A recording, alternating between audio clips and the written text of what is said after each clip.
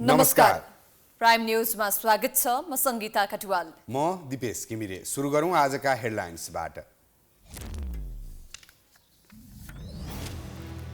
गठबन्धनमा असर पर्ने डरले समाजवादी मोर्चा गठन अनिश्चित। कांग्रेस एमालेलाई तर्साउने प्रयास भएको ओलीको आरोप। 70 वर्षे उमेर हद उपयोगी नरहेको जिकिर। गाँजा सम्बन्धी विधेयक निर्माणका लागि सांसदहरूले थाले लभिङ। प्रतिबन्ध हटाएर विदेश निर्यात गर्न ढिलाइ गर्न नहुनेमा जोड। एमालेले जनायो सशर्त समर्थन। लमजुङको बेसी सहर खुदी सडक निर्माणमा चरम लापरवाही। गुणस्तरहीन सामग्री प्रयोग भएपछि स्थानीय आक्रोशित। सम्झौता अवधिमा निर्माण सम्पन्न नहुने निश्चित। युगान्डाको एक विद्यालयमा भएको आक्रमणमा 41 जनाको मृत्यु, दर्जनौको अपहरण। छात्रावास जलाइयो। आक्रमणमा इस्लामिक स्टेट संलग्न रहेको प्रहरीको दाबी। र एक दिवसीय विश्वकप छनौट भोलिदेखि। पहिलो खेलमा नेपालले घरेलु टोली जिम्बाब्वेसँग खेल्ने। 10 टिम मध्ये शीर्ष 2 टोलीले विश्वकपमा स्थान बनाउने।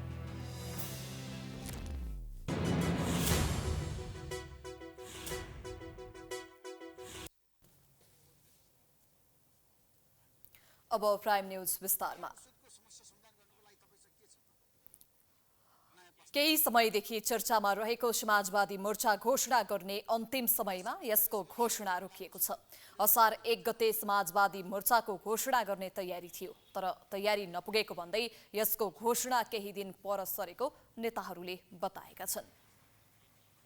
नेकपा माओवादी केन्द्र, जसपा, नेकपा एकीकृत समाजवादी र विप्लव नेतृत्वको नेकपा मिलेर समाजवादी मोर्चा गठन गर्ने सहमति बनेको थियो।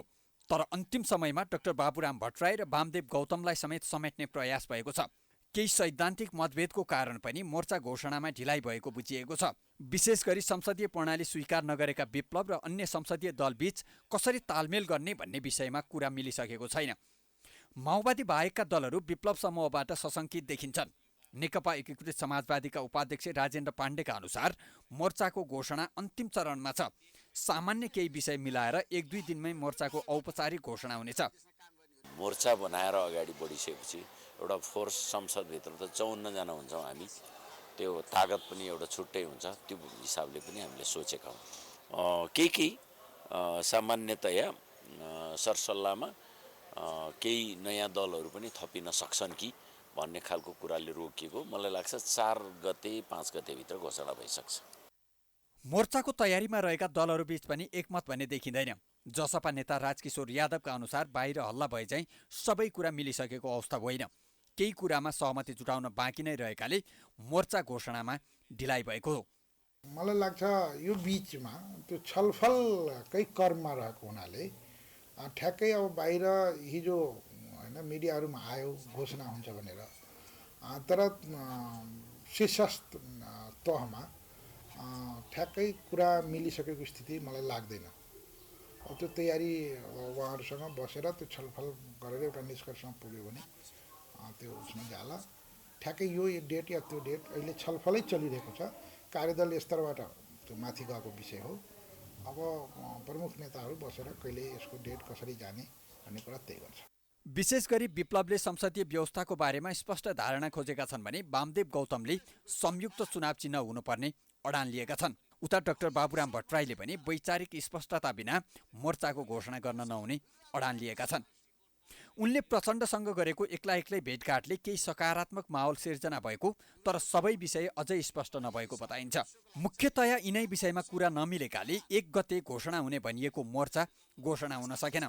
यो विषयमा आगोमा घिउ थप्ने काम एमाले अध्यक्ष केपी शर्मा ओलीले पनि गरेका छन्। समाजवादी मोर्चा किन बनाउने भन्दाखेरि एमालेको सँग मुकाबला गर्नलाई समाजवादी मोर्चा। त्यसका 2टा उद्देश्य छन्। एउटा एमालेसँग मुकाबला गर्ने, अर्को काङ्ग्रेसलाई तर्साउने। समाजवादी मोर्चा बनाऊ त भनेर अनि समाजवादी मोर्चा बनाएर हुन्छ कि? बनाएर हुन्छ कि? किन बनाउने? त्यो तिनै चिनेका मान्छेहरूसँग हिँडिराखेका छन्। मोर्चा भने पनि नभने पनि लिभिङ टुगेदर त चलेकै छ त तिनीहरू। अनि के मोर्चा के नमोर्चा? मोर्चाको तयारीमा रहेका दलहरूले पनि संसदमा आफ्नो शक्ति बढाउन र केही विषयमा साझा धारणा बनाउन मोर्चाबन्दीको तयारी भएको लुकाएका छैनन्। उनीहरूको यस्तो तयारीले काङ्ग्रेस कतिको तर्सिएको छ त? काङ्ग्रेसका केही नेताहरू पनि उनीहरूको तयारीबाट नतर्सिएको बताउँछन्। समाजवादी मोर्चा अथवा वाम दलबीचको तालमेलले राम्रो सन्देश प्रवाह गर्ने काङ्ग्रेस नेता राजेन्द्र केसीको बुझाइ छ। अब कङ्ग्रेसलाई त देखिहाल्नु भयो, 30औं वर्ष राजाले तर्साउन सकेन होइन। अब 30 वर्षसम्म एकल कङ्ग्रेस चाहिँ लड्न सफल भयो 17 सालदेखि। तपाईँलाई थाहा नै छ, हामी तर्सिनेवाला पनि होइनौँ, हामी डराउनेवाला पनि होइनौँ, निरन्तर हामी जनताको सेवा गर्नेवाला हौँ। त्यसकारण चाहिँ नेपाली कङ्ग्रेसले र समाजवादी मोर्चा बन्न लाग्यो अरे भनेर नेपाली कङ्ग्रेसलाई त्यो कुनै किसिमको चिन्ता पनि छैन। यो राम्रो कुरा हो। केही सैद्धान्तिक, वैचारिक र केही व्यवहारिक कठिनाइका कारण घोषणा हुनै लागेको समाजवादी मोर्चाको घोषणा अन्तिम समयमा रोकिएको छ। कतिपयको बुझाइमा भने राष्ट्रिय र अन्तर्राष्ट्रिय परिस्थिति हेरी अहिलेलाई मोर्चाको घोषणा स्थगित भएको छ। नेकपा एमालेका अध्यक्ष केपी शर्मा ओलीले एमालेमा 70 वर्षको उमेर हद उपयुक्त नभएको बताएका छन्। आज ललितपुरमा अखिल नेपाल महिला सङ्घ बागमती प्रदेश प्रथम सम्मेलन उद्घाटन गर्दै ओलीले संसारमा कहीँ नभएको 70 वर्षे प्रावधानले पार्टीलाई नै अघि बढाउन समस्या भएको बताएका हुन्। ओलीले 70 वर्षको उमेर हद उपयुक्त नभएपछि हटाउने निर्णय गरेको बताउँदै यसले प्रगति गर्न पनि अप्ठ्यारो भएको बताए। उनले 70 वर्षको उमेर हदका विषयमा असन्तुष्टि जनाउनु राजनीतिक कुरा नभएको भन्दै पार्टी नेतृत्वमा आउन मन लागे आगामी महाधिवेशनमा अध्यक्ष, उपाध्यक्ष, त्यसैगरी महासचिव लगायतका पदमा चुनाव लड्न पार्टी नेताहरूलाई सुझाव दिए। एमालेलाई एकताबद्ध गर्न र एमालेमा प्रवेश गर्न चाहनेहरूलाई बाटो खुला गर्न पनि उमेर हदलाई हटाउनु पर्ने देखिएको उनको भनाइ छ।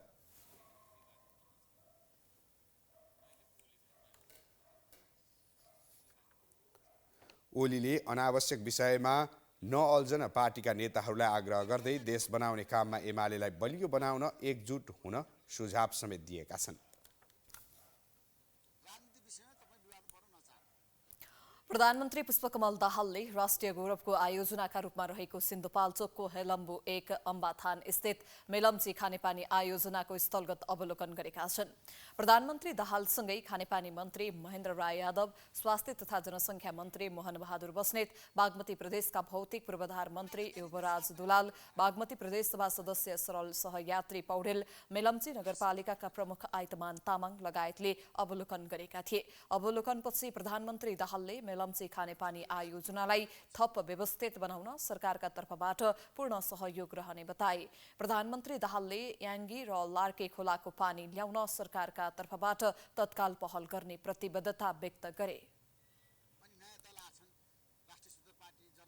मेरो ध्यान अब काठमाडौँ गएपछि यो बाटोलाई राम्रो बनाउनको लागि सरकारको तर्फबाट गर्ने काम चाहिँ पुरा हुनेछ, म त्यो विश्वास दिलाउन चाहन्छु।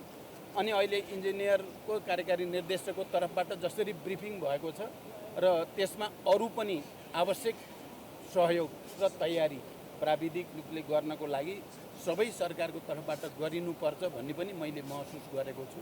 अनि अब माथि फेरि के अरे याङ्ग्री र लार्के त्यहाँको दोस्रो फेजलाई अगाडि बढाउनको लागि पनि त्यत्तिकै तदारुकताका साथ काम गर्नुपर्ने आवश्यकता छ।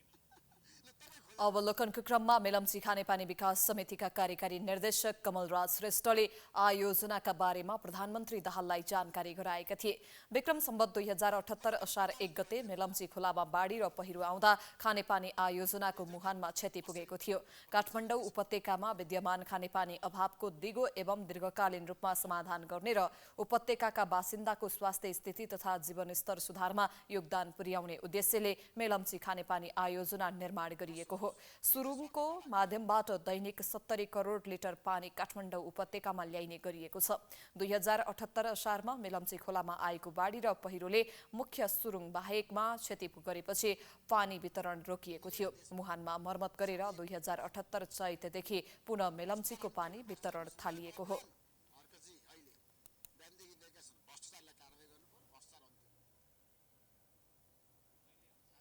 सरकारले गाँजा खेतीका लागि सम्भाव्यता अध्ययन गर्न बजेट विनियोजन गरेपछि विधेयक निर्माणका लागि सांसदहरूले लबिङ सुरु गरेका छन्। एमाले अध्यक्ष केपी शर्मा ओली उनी निकट नेताहरूले उपलब्धिका बारेमा कन्भिन्स गरेपछि सकारात्मक देखिएका छन्। गाँजा खेती गर्न प्रतिबन्ध हटाउने हो भने विगतमा गाँजा कारोबार तथा बेचबिखन गरेको आरोपमा जेल जीवन बिताइरहेका कैदीलाई आम माफी दिनुपर्ने एमाले शर्त राखेको छ। गाँजाका विशेषज्ञले पनि विश्व बजारमा अत्याधिक माग भएका कारण यसमाथिको प्रतिबन्ध हटाएर गाँजा खेतीलाई राज्यले प्रोत्साहन गर्नुपर्ने बताएका छन्। अर्थमन्त्री डाक्टर प्रकाश शरण महतले जेठ 15 गते बजेट सार्वजनिक गर्दा औषधिजन्य वस्तुका लागि गाँजा खेतीको सम्भाव्यता अध्ययन गर्ने बताएका थिए। औषधिजन्य प्रयोगको लागि गाँजा खेतीको सम्भाव्यता अध्ययन गरिनेछ।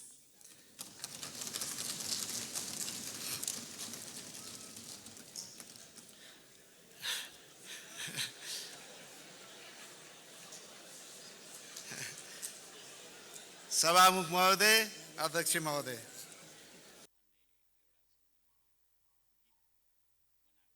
गाँजा खेतीमाथि लागेको प्रतिबन्ध हटाएर गाँजा खेतीलाई प्रोत्साहन गर्ने बजेटमा नै सरकारको नीति आएपछि प्रमुख प्रतिपक्षी दल नेकपा एमालेका अध्यक्ष ओली रुष्ट बनेका थिए।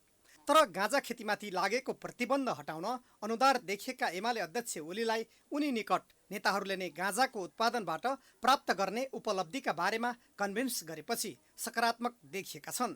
गाँजा खेती माथिको प्रतिबन्ध हटाउन प्रमुख प्रतिपक्षी दल एमाले सकारात्मक भएको भए पनि उसले गाँजा खेतीलाई वैध गर्ने हो भने विगतमा गाँजा कारोबार तथा बेचबिखन गरेको आरोपमा जेल जीवन बिताइरहेका कैदीलाई आम माफी दिनुपर्ने शर्त तिर्स्याएको छ।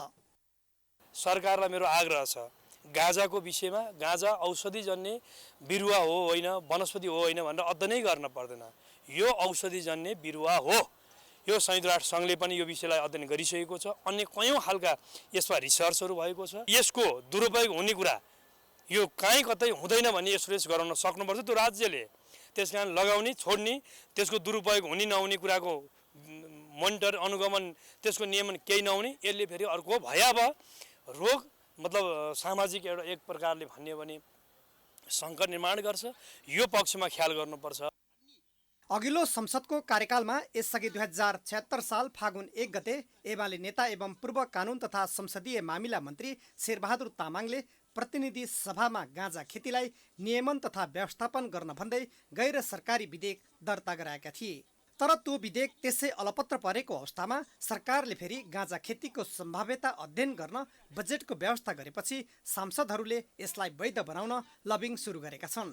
यसका लागि राष्ट्रिय स्वतन्त्र पार्टीका सांसद विराजभक्त श्रेष्ठ लगायतले लबिङ सुरु गरेका छन्, जसका कारण गाँजा खेती माथिको प्रतिबन्ध हटाउन कानुन बन्ने अवस्था बनेको छ।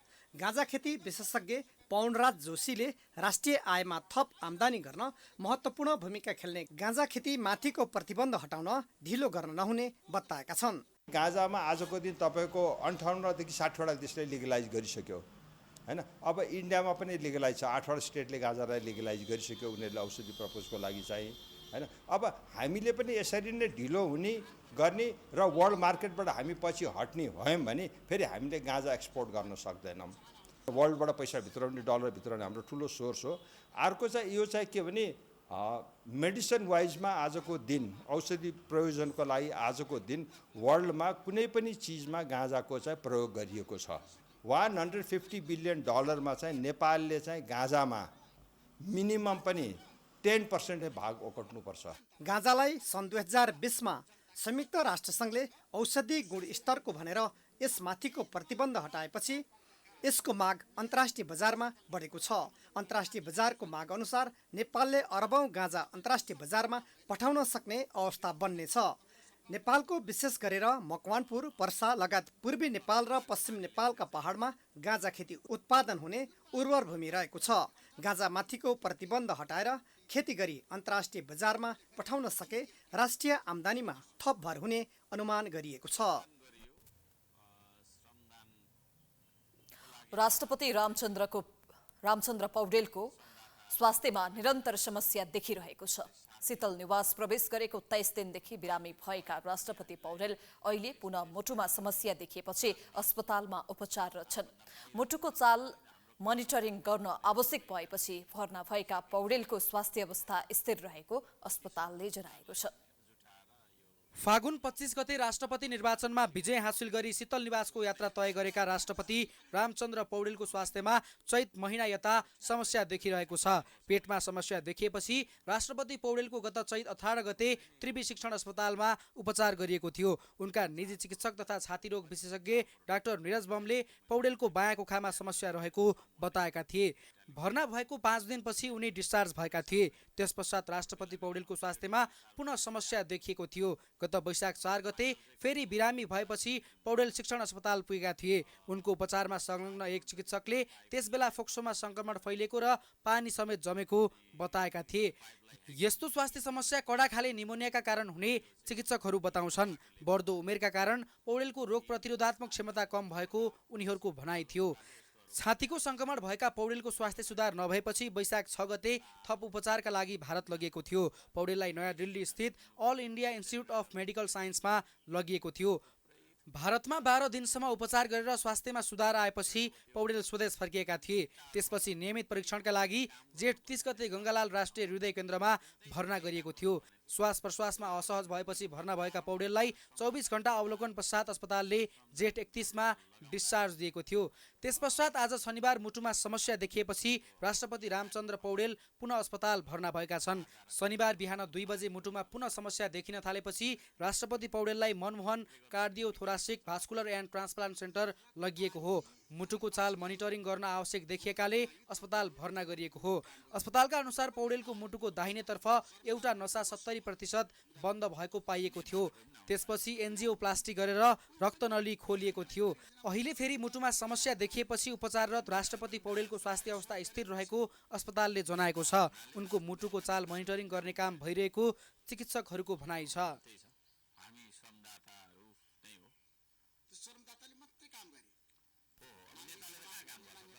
प्राइम न्यूज जारी छ। हामी ब्रेकपछि आउँछौँ।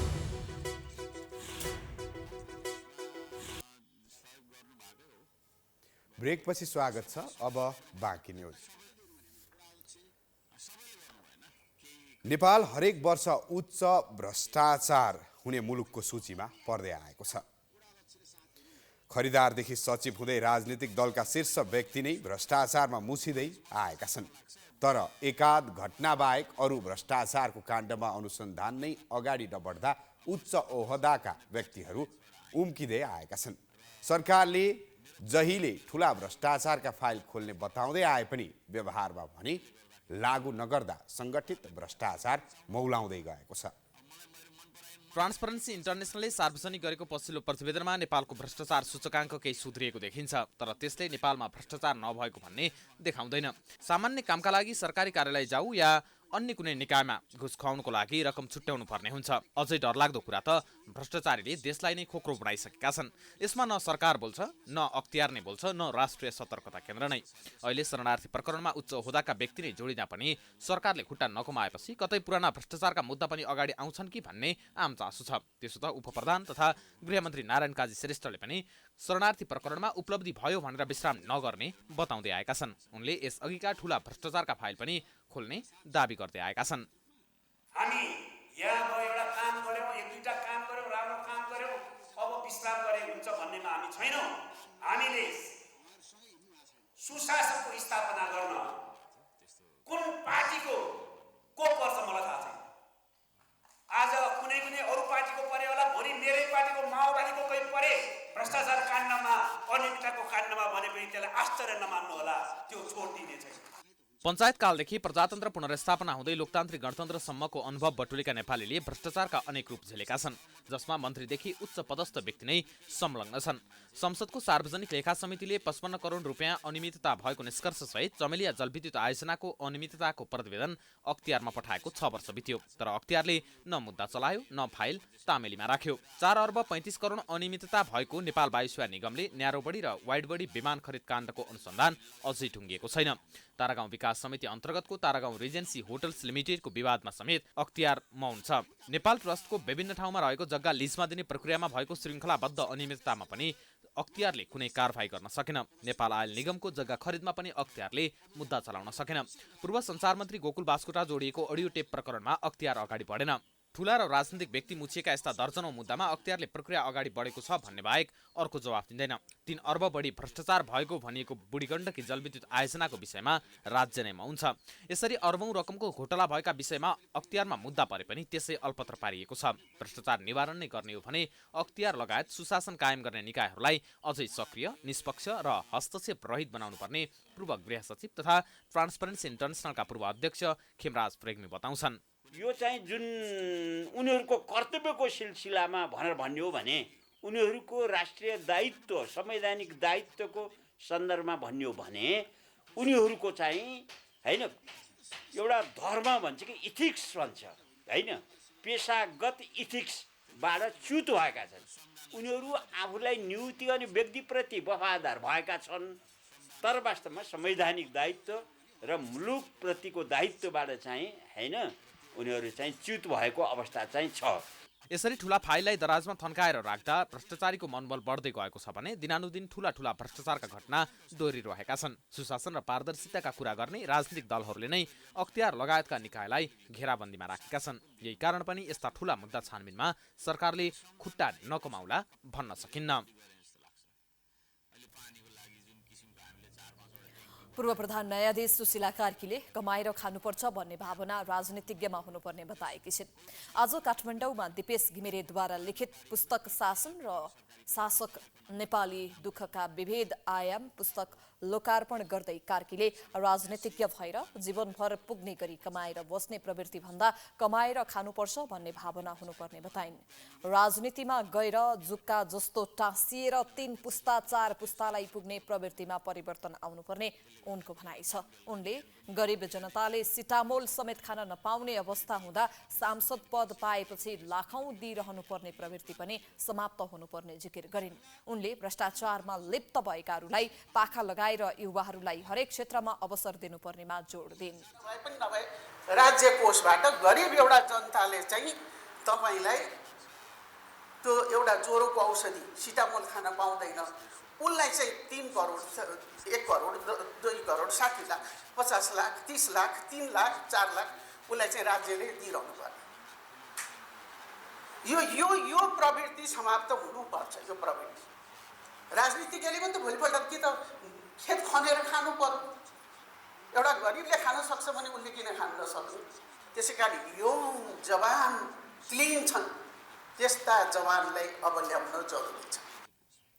त्यस्तै कांग्रेसका महामन्त्री विश्वप्रकाश शर्माले नेपालमा उपयुक्त लगानीको वातावरण नरहेको र त्यसलाई सुधार्न आवश्यक रहेको धारणा राखे। उनले भ्रष्टाचार विरुद्ध सरकारको अभियान सकारात्मक रहेको भन्दै यसलाई सशक्त रूपमा अघि बढाउनु पर्ने बताए।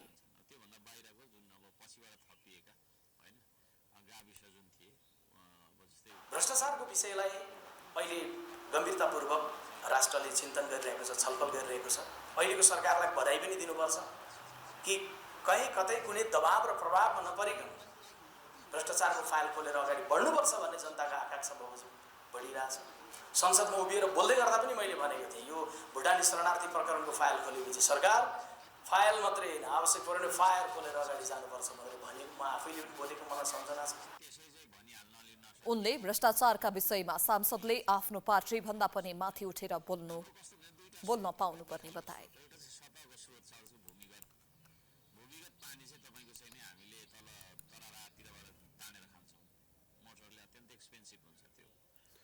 स्वास्थ्य तथा जनसङ्ख्या मन्त्री मोहन बहादुर बस्नेतले जिल्ला अस्पतालमा नै डायलाइसिस सेवा सुरु गर्ने बताएका छन्। आज सिन्धुपाल्चोकमा आयोजित एक कार्यक्रममा मन्त्री बस्नेतले डायलाइसिस गर्न राजधानी जानुपर्ने बाध्यतालाई अन्त्य गर्नका लागि जिल्ला अस्पतालमा आवश्यक पूर्वाधारका साथै जनशक्तिको व्यवस्था गर्ने बताए। उनले सामान्य अपरेसनका लागि पनि काठमाडौँ जानुपर्ने अवस्थालाई अन्त्य गर्न सबै जिल्ला अस्पताललाई सुविधा सम्पन्न गराइने जानकारी दिए। चौतारा अस्पतालमा आवश्यक सेवा सञ्चालनका लागि पनि आफूले पहल गर्ने उनले बताए। चौतारामा हामी जति चाहिएका मेसिन सबै दिन्छौँ। फुल फ्लेजमा डायलिसिसको सर्भिस अब नपुगेको स्टाफ हामी चौतारामा दिएर डायलिसिसको सेवा चौतारामै हामी चाहिएको जति गर्ने गरी व्यवस्था गर्ने। अब त्यसपछि अब यो चौतारा भनेपछि जिल्ला अस्पताल हो त्यसको एउटा क्राइटेरिया भन्ने हुन्छ र यो क्षेत्रलाई डाक्टर साहबहरूले अब हाम्रो जनप्रतिनिधि साथीहरू बसेर बिरामीको चापको आधारमा त्यो बिरामीको प्रकृतिको आधारमा यो चाहिँ सेवा चाहिँ भयो भने बढी उपयुक्त हुन्छ भन्ने खालको कुरा आयो भने मलाई सुझाव दिनुहोस्। अब म त्यो तर्फ पनि लाग्न चाहन्छु। मन्त्री बस्नेतलाई स्थानीय प्रतिनिधिहरूले जिल्लामा रहेका स्वास्थ्य सम्बन्धी समस्याका बारेमा अवगत गराएका थिए।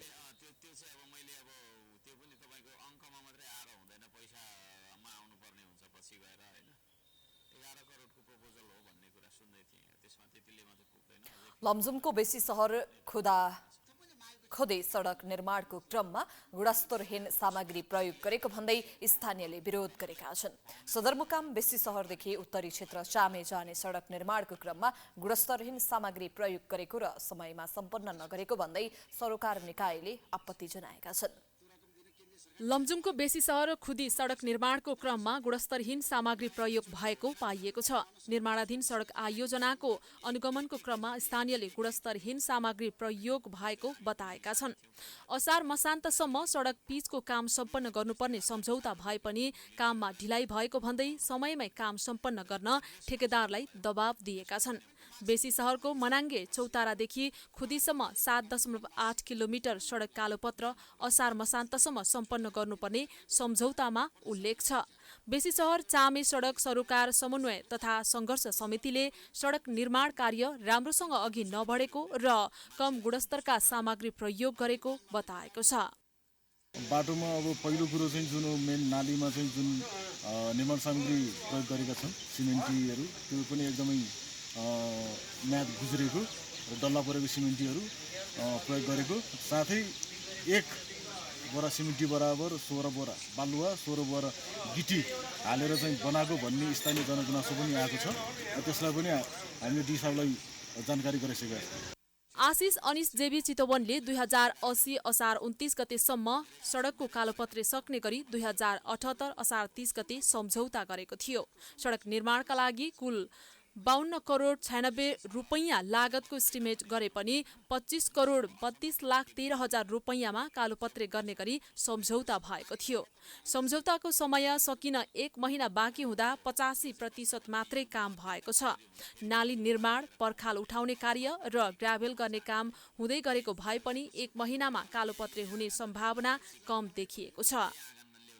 कुनै पनि हालतमा यो चाहिँ गुणस्तर कायम नभएको बाटोको चाहिँ भुक्तानी गर्नुहुन्न, निर्माण कम्पनीलाई यो कुरामा दबाब दिनुपर्छ भन्ने कुरामा प्रशस्त मात्रामा हामी भनेका छौँ र यो कुरामा हाम्रो अडान पनि छ।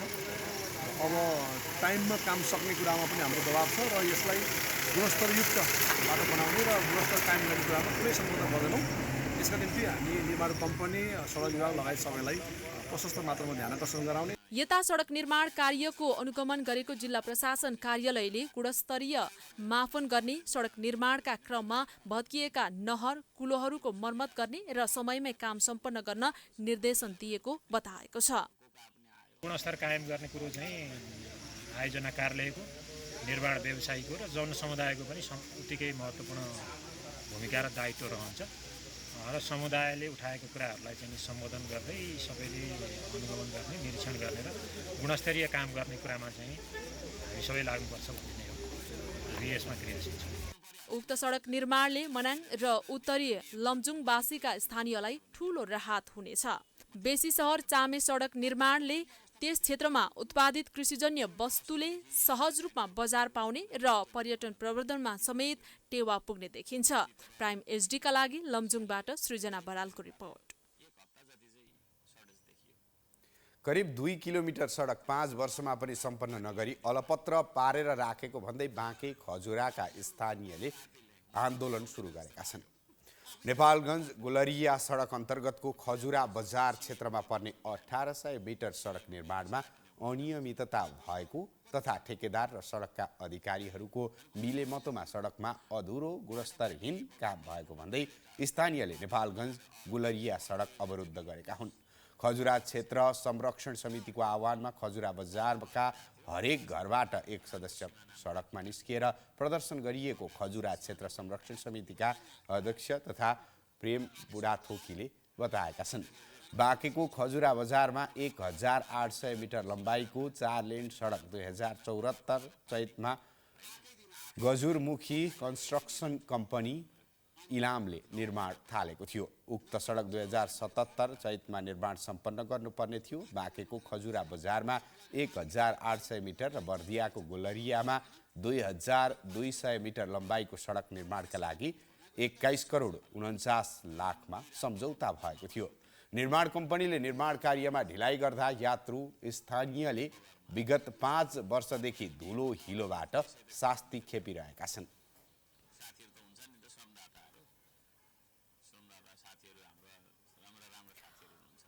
नवौं चुरे संरक्षण दिवस विभिन्न कार्यक्रमको आयोजना गरी देशैभरि मनाइएको छ। राष्ट्रपति चुरे तराई मधेस संरक्षण विकास समितिले आज स्थापनाको अवसरमा नवौं चुरे संरक्षण दिवस मनाएको हो। समिति र सम्बन्धित निकायले चुरे आसपासका क्षेत्रमा वृक्षारोपण तथा जनचेतनाका विभिन्न कार्यक्रम गरी दिवस मनाएका हुन्। सरकारले 2071 असार 2 गते समितिको गठन गरेको थियो। राष्ट्रपति चुरे संरक्षण कार्यक्रम सरकारको प्रवृत्ति संरक्षण र सम्वर्धन गर्ने उद्देश्य लिएको एकमात्र राष्ट्रिय गौरवको आयोजना हो। दिवसका अवसरमा डिभिजन वन कार्यालय उदयपुरको आयोजना तथा डिभिजन वन कार्यालय हडिया सुन्दरपुरको समन्वयमा जिल्लाकै ठूलो नदी त्रियुगा नदीको उकास जग्गा आसपासका क्षेत्रमा वृक्षारोपण गरिएको छ। पूर्वी नेपालको इलामदेखि पश्चिम कञ्चनपुरसम्मका 37वटा जिल्लामा फैलिएको चुरे कोल भूभागको 12.78% क्षेत्रमा फैलिरहेको छ।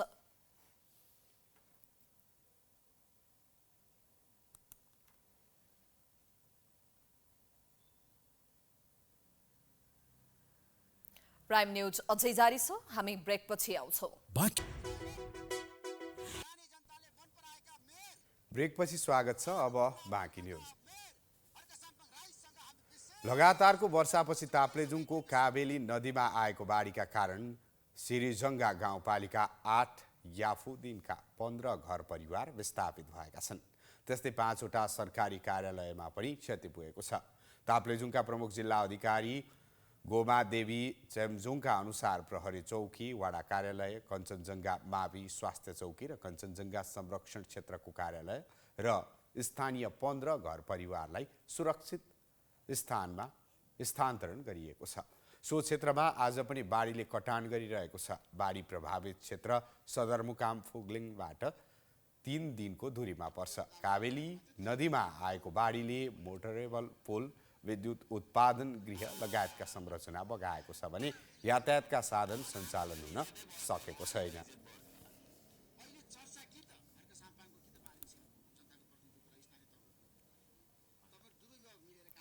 चिल्ला गाडी, घाँटीमा लरक्क परेको सिक्री र भव्य महल, यो कुनै धनाढ्यको परिचय होइन।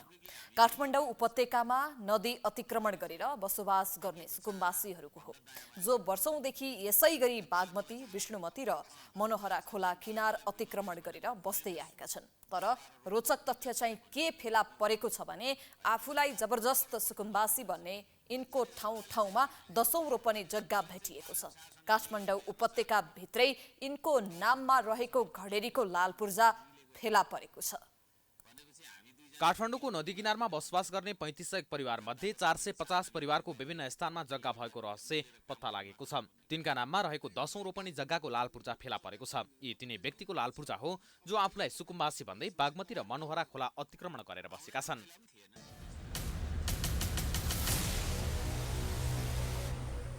सुकुम्बासी ती हुन् जसको नाममा देशको कुनै पनि कुनामा घर जग्गा छैन, तर रोपनीका रोपनी जग्गा भएका यी व्यक्तिहरू आफूलाई जबरजस्त सुकुम्बासी भन्दै हिँडेका छन्। नदीको जग्गा अतिक्रमण गरेर वर्षौंदेखि भव्य घर बनाएर बसेका छन्। आफूलाई सो घोषित रूपमा सुकुम्बासी भन्दै नदी किनार अतिक्रमण गरेर बस्दै आएका व्यक्तिहरूको गाउँमा बिगौं बिगा जग्गा भएको भेटिएको छ। रोपनीका रोपनी गाउँका जग्गाहरू अलपत्र छाड्ने र त्यहाँ भाडा लगाउने, त्यहाँबाट पैसा खाने र राजधानीमा घर छ भन्दै सुकुम्बासी बस्तीमा घर बनाएर टहरा बनाएर बस्नेहरूको बिगबिगी छ। र त्यही मध्येको एउटा बस्ती यो पनि हो। बल्खु सँगै जोडिएको यो बस्तीमा झन्डै 20 भन्दा धेरै व्यक्तिको गाउँमा जग्गा भएको भेटिएको छ। र यस्तो थुप्रै ठाउँमा छ जहाँका सुकुम्बासीहरूको गाउँमा थुप्रै जग्गा भेटिएको छ, तर आफूलाई सो घोषित रूपमा सुकुम्बासी भनेका छन्। 450 भन्दा बढी व्यक्तिको लाल पूर्जा फेला परेको छ। तिनकुने नजिकको शान्तिनगर, बल्कु नजिकको जागरण मार्ग, शङ्खमूल, थापाथली, कागेश्वरी, मनोहरा लगायतका काठमाडौँ उपत्यकाका अधिकांश सुकुम्बासी बस्तीमा हुकुमबासीको रजगज चलिरहेको छ। यो घरलाई हेर्नुहोस्, यो काठमाडौँको तिनकुने नजिकै रहेको शान्तिनगर स्थित सुकुम्बासी बस्तीको घर हो। बागमती नदी अतिक्रमण गरेर अर्जुन परियारले झण्डै 30 वर्ष अघि यो घर बनाएका हुन्। यसरी बस्तीमा रजगज गर्दै आएका यिनको नाममा खोटाङको सदरमुकाम दिक्तेलमा झण्डै 3 रोपनी जग्गा फेला परेको छ। यो लाल पूर्जा हेर्नुहोस्, खोटाङको दिक्तेलमा किता नम्बर 61 मा 1 रोपनी 6 आना, किता नम्बर 2307 मा 14 आना, किता नम्बर 2309 मा 8 आना 3 पैसा 3 दाम जग्गा अर्जुन परियारको नाममा रहेको प्रश्न देख्न सकिन्छ।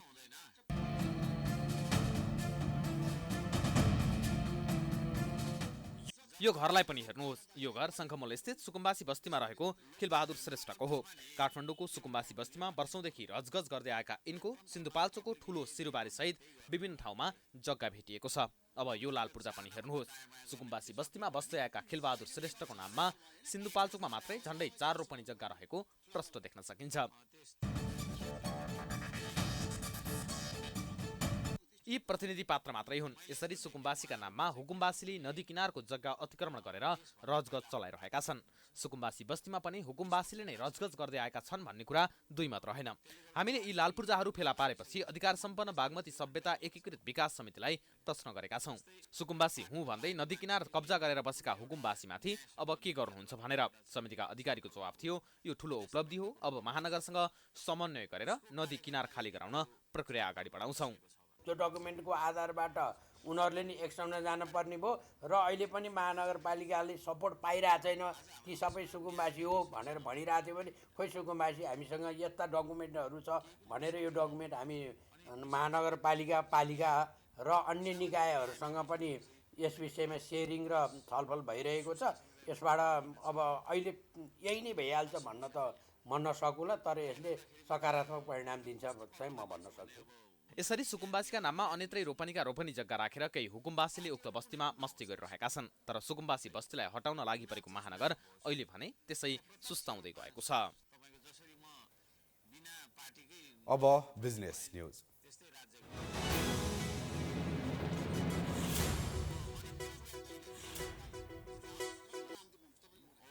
देशको अर्थतन्त्र सङ्कटग्रस्त भएको अवस्थामा केन्द्रीय सरकार र प्रदेश सरकारहरूले आर्थिक वर्ष 2080-81 को बजेट ल्याइसकेका छन्। बजेटले मुलुकको अर्थतन्त्र उकास्न मद्दत मिल्ने विश्लेषण गरिरहेका बेला केन्द्रदेखि प्रदेश सरकारसम्मले सांसद विकास कोषको नाममा सांसदहरूलाई पैसा बाँड्ने योजना ल्याएपछि चर्को विरोध भइरहेको छ। यति बेला देशको अर्थतन्त्र टाट पल्टिने अवस्थामा छ। अर्थतन्त्र सङ्कटग्रस्त भएको अवस्थामा केन्द्र सरकारदेखि 7वटै प्रदेश सरकारले आगामी आर्थिक वर्ष 2080-81 को बजेट प्रस्तुत गरिसकेका छन्। बजेटले खस्किँदो अर्थतन्त्रलाई लयमा ल्याउने विश्वास गरिरहेका बेला केन्द्र सरकारदेखि प्रदेश सरकारले सांसदहरूलाई पैसा बाँड्ने योजना ल्याएका छन्। केन्द्र सरकारले सांसदहरूलाई पैसा बाँड्न संसदीय क्षेत्र पूर्वाधार विकास कार्यक्रम ल्याएको भन्दै जनस्तरबाट चर्को विरोध भइरहेको बेला प्रदेश सरकारले पनि यस्तै कार्यक्रम ल्याएका छन्। केन्द्र सरकारको सिको गर्दै सांसदहरूलाई पैसा बाँड्ने योजना ल्याउन प्रदेश सरकारहरू पछाडि हटेका छैनन्। उल्टै संसदीय क्षेत्रहरूमा पैसा बाँड्ने कार्यक्रममा संघीय सरकारसँग प्रदेशहरूले प्रतिस्पर्धा गरेका छन्। अघिल्लो सरकारले 2 वर्ष अघि बन्द गरेको संसदीय क्षेत्र विकास कार्यक्रममा आगामी आर्थिक वर्षदेखि अर्थमन्त्री डाक्टर प्रकाश शरण महतले पुनः सुरु गरिदिएपछि प्रदेश सरकारहरूले पनि त्यो पदचाप पछ्याएका हुन्। गत वर्ष 7वटा प्रदेशमध्ये 4वटाले त्यस्तो कार्यक्रम ल्याएका थिएनन्। तर आगामी आर्थिक वर्षको बजेटमा भने 6वटा प्रदेशले बजेट मार्फत सांसदहरूलाई पैसा बाँड्ने कार्यक्रम ल्याएका छन्। संघीय सरकारले सांसदले छानेका योजनामा 5 करोडका दरले खर्च गर्न 8 अर्ब 25 करोड बजेट विनियोजन गरिसकेको छ। उता 6वटा प्रदेश सरकारहरूले 8 अर्ब 52 करोड बजेट विनियोजन गरेका छन्। आगामी आर्थिक वर्षको बजेटमा लुम्बिनी प्रदेश सरकारले मात्रै यस्तो कार्यक्रमलाई निरन्तरता दिएन। अब प्रतिनिधि सभा सदस्य र प्रदेश सदस्यहरूको लागि छुट्याएको कुल बजेट 16 अर्ब 77 करोड रुपियाँ पुगेको छ। सांसदको लागि कुन प्रदेशमा कति पैसा? कोशी प्रदेशमा 1 अर्ब 50 करोड। कोशी प्रदेश सरकारले कोशी प्रदेश सभा सदस्यहरूलाई पूर्वाधार विकास कार्यक्रमका लागि 1 अर्ब 50 करोड बजेट विनियोजन गरेको छ। कोशी प्रदेशको बजेट अनुसार प्रत्यक्ष निर्वाचित सांसदले 2 करोड र समानुपातिक सांसदले 1 करोड रुपियाँको योजना छनौट गर्न पाउनेछन्। मध्य प्रदेशमा कुल 2 अर्ब 35 करोड। मध्य प्रदेश सरकारले संसदीय विकास कोषको लागि कुल 2 अर्ब 35 करोड विनियोजन गरेको छ। बागमती प्रदेशमा 1 अर्ब 87 करोड। चालु आर्थिक वर्षको बजेटमा संसद विकास कोष खारेज गरेको बागमती सरकारले केन्द्रलाई पछ्याउँदै प्रत्यक्षलाई 1 अर्ब 65 करोड र समानुपातिक सांसदलाई 22 करोड गरी 1 अर्ब 87 करोड विनियोजन गरेको छ। प्रत्यक्ष निर्वाचित प्रदेश सभा सदस्यले 2 करोड 50 लाख र समानुपातिक सांसदले 50 लाख रुपियाँ पैसा खर्च गर्न सक्नेछन्। गण्डकी प्रदेशमा 72 करोड। गण्डकी प्रदेश सरकारले पनि गत साल खारेज गरिसकेको संसदीय क्षेत्र विकास कार्यक्रम पुनः सुरु गरेको छ। 36वटा निर्वाचन क्षेत्रमा सांसदले छानेका योजनामा बाँड्ने गरी 2 करोडका दरले 72 करोड रुपियाँ बजेट विनियोजन गरिएको छ। कर्णाली प्रदेशमा 1 अर्ब 12 करोड। कर्णाली प्रदेश सरकारले संसद विकास कोषका लागि 1 अर्ब 12 करोड बजेट विनियोजन गरेको छ। प्रदेशसभा सदस्यहरूले 5 करोड खर्च गर्न पाउनेछन्। सुदूरपश्चिम प्रदेशमा 96 करोड। सुदूरपश्चिम प्रदेश सरकारले प्रदेशसभा क्षेत्रका लागि 96 करोड बजेट विनियोजन गरेको छ। सांसदहरूले आफ्नो निर्वाचन क्षेत्रमा 3 करोड रुपियाँ खर्च गर्न पाउनेछन्। यस कार्यक्रमलाई कतिपयले देशको अर्थतन्त्र सङ्कटग्रस्त भएको अवस्थामा ल्याइएको कार्यक्रमको संज्ञा दिए पनि विरोध भने चौतर्फी भइरहेको छ। अब अहिले जुन किसिमले संसदको यो जुन रकमलाई प्राप्त गर्ने जुन किसिमको होडबाजी माथिदेखि तलसम्म जुन किसिमले चल्यो, यसले के कुरोको सङ्केत गर्छ भन्दाखेरि यसले सही रूपबाट यी कुराहरू प्रयोग होलान् भनेर शङ्का गर्ने ठाउँहरू छ। त्यसैले अब सरकारको निगरानी कतिसम्म हुन्छ, सरकारले सही रूपबाट निगरानी गर्न सक्यो भने यो राम्रो हुन्छ, होइन गर्न सकेन भने यो दुरुपयोग हुन्छ, यो राष्ट्रको लागि ठुलो घाटा साबित हुन्छ।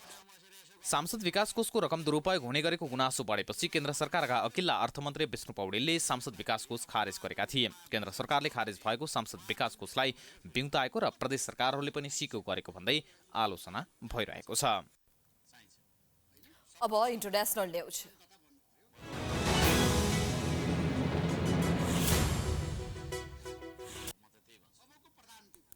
पश्चिमी युगान्डाको एउटा विद्यालयमा इस्लामिक स्टेटसँग सम्बन्धित लडाकुहरूले गरेको आतंकवादी हमलामा मृत्यु हुनेको संख्या 41 पुगेको छ। पूर्वी कङ्गोमा रहेको युगान्डा समूहको सहयोगी प्रजातान्त्रिक बल एडीएफका सदस्यहरूले जुन 16 मा मपोन्डेवेको लोभेरिगा माध्यमिक विद्यालयमा आक्रमण गरेको प्रहरीले जनाएको छ। यसका साथै छात्रावासमा आगजनी गर्नुका साथै खाना पनि लुटिएको थियो।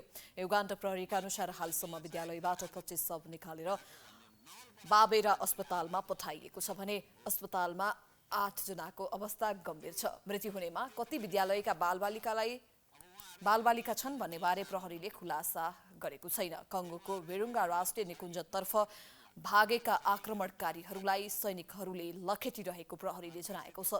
अप्रिलमा एडीएफले कङ्गोको पूर्वी प्रजातान्त्रिक गणतन्त्रको एउटा गाउँमा आक्रमण गरी कम्तीमा 20 व्यक्तिको हत्या गरेको थियो।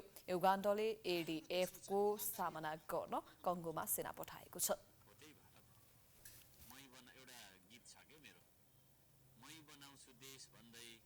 अब स्पोर्ट्स न्यूज।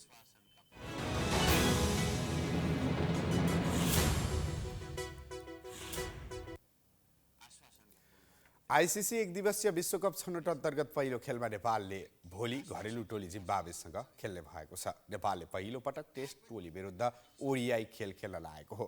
नेपाल र जिम्बाब्वे बीचको खेल आइतबार हरारे स्पोर्ट्स क्लबमा 12:45 मा सुरु हुनेछ। नेपालले विश्वकप छनौटमा टेस्ट टोली जिम्बाब्वे र वेस्ट इन्डिजसँग खेल्नेछ। नेपालको समूहमा जिम्बाब्वे, वेस्ट इन्डिज, अमेरिका र नेदरल्यान्ड्स छन्। नेपालको दोस्रो खेल असार 5 गते अमेरिकासँग र असार 7 गते वेस्ट इन्डिजसँग हुनेछ। नेपालले समूह चरणको अन्तिम खेल असार 9 गते नेदरल्यान्ड्ससँग खेल्नेछ। शीर्ष 3 टोली सुपर 6 मा स्थान बनाउनेछन्। सुपर 6 मा अर्का समूहबाट आउने 3 टोलीसँग प्रतिस्पर्धा गर्नेछन्। सुपर 6 मा समूह चरणको पनि गणना हुने भएकाले आफ्नो समूहको टोलीसँग खेल्नु पर्नेछ। अन्त्यमा शीर्ष 2 टोलीले विश्वकपमा स्थान बनाउनेछन्। प्रतियोगिता असार 3 देखि 24 गतेसम्म जिम्बाब्वेमा हुनेछ।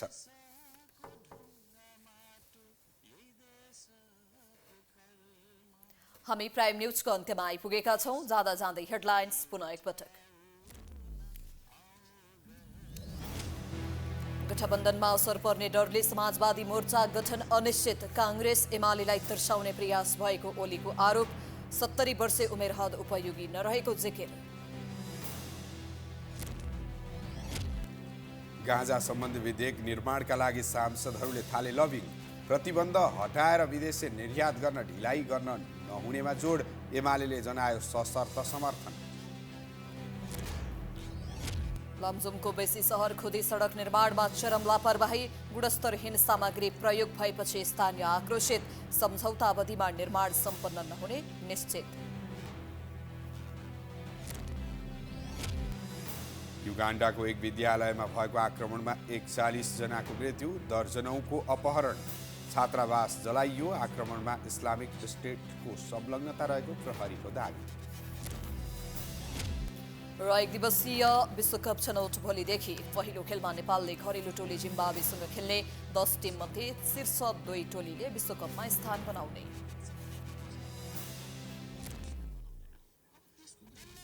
प्राइम न्यूज अहिलेलाई सकियो। यसपछिको प्रस्तुति जनता जान्न चाहन्छन् ऋषि धमलाको साथमा। हेर्दै गर्नुहोला प्राइम टेलिभिजन।